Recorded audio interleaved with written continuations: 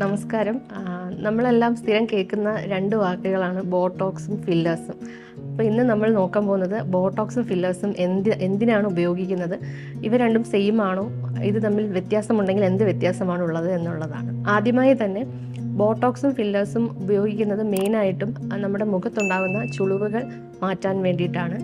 അപ്പോൾ നമുക്ക് മുഖത്ത് ചുളിവുകൾ എങ്ങനെയാണ് വരുന്നതെന്ന് മനസ്സിലാക്കാം. നമ്മൾ സാധാരണ ഈ ചിരിക്കുമ്പോൾ നമ്മുടെ മൂക്കിൻ്റെ ഈ ഭാഗത്ത് ഒരു ചുളിവ് വീഴാറുണ്ട്. അതുപോലെ തന്നെ കണ്ണിൻ്റെ സൈഡിലും ചുളിവുകൾ വീഴാറുണ്ട്. എന്നാൽ നമ്മൾ ചിരി നിർത്തുമ്പോൾ ഈ ചുളിവുകളെല്ലാം അപ്രത്യക്ഷമാകാറുണ്ട്. അതുപോലെ തന്നെ നമ്മൾ ആശ്ചര്യപ്പെടുമ്പോൾ നെറ്റിയിൽ നെടുകെ വരകൾ അല്ലെങ്കിൽ ചുളിവുകൾ വീഴാറുണ്ട്. നമ്മൾ നെറ്റി ചുളിക്കുമ്പോൾ നെറ്റിയുടെ നടുഭാഗത്തും ചുളിവുകൾ വീഴാറുണ്ട്. പക്ഷേ നമ്മൾ ഈ ഒരു ആക്ടിവിറ്റി ചെയ്ത് കഴിഞ്ഞിട്ട് നോർമലായി ഇരിക്കുന്ന സമയത്ത് ഈ ചുളിവുകൾ അപ്രത്യക്ഷമാകുന്നുണ്ട്.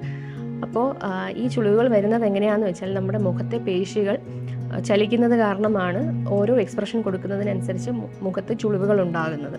ബോട്ടോക്സ് കൊടുക്കുന്നത് വഴി നമ്മൾ മുഖത്തെ ഈ പേശികളുടെ പ്രവർത്തനം നിർത്തിവെക്കുകയാണ് ചെയ്യുന്നത്. താൽക്കാലികമായിട്ടെങ്കിലും ബോട്ടോക്സ് നമ്മുടെ മുഖത്തെ പേശികളുടെ ചലനം നിർത്തിവെക്കുന്നു. അതുകൊണ്ട് തന്നെ ചുളിവുകൾ ഉണ്ടാകുന്നത് നമുക്ക് നീട്ടിവെക്കാൻ സാധിക്കും.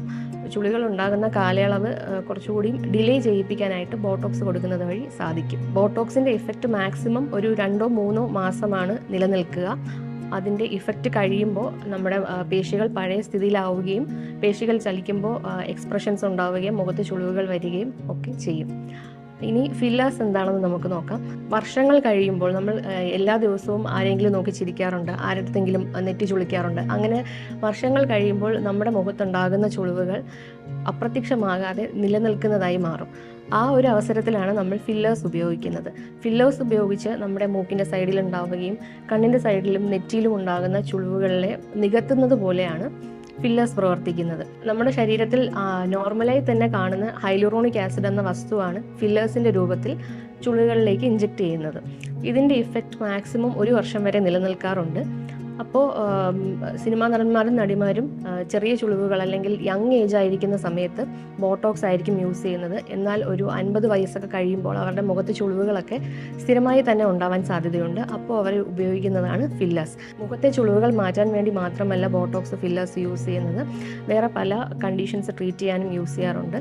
ഫില്ലേഴ്സ് ഉപയോഗിച്ച് നമ്മുടെ മൂക്കിൻ്റെ ആകൃതി മാറ്റാനോ, ചുണ്ടുകൾക്ക് വലിപ്പം കൂടുതൽ തോന്നിക്കാനോ, കവിളിന് വലിപ്പം കൂടുതൽ തോന്നിക്കാനോ ഒക്കെ ഉപയോഗിക്കാറുണ്ട്.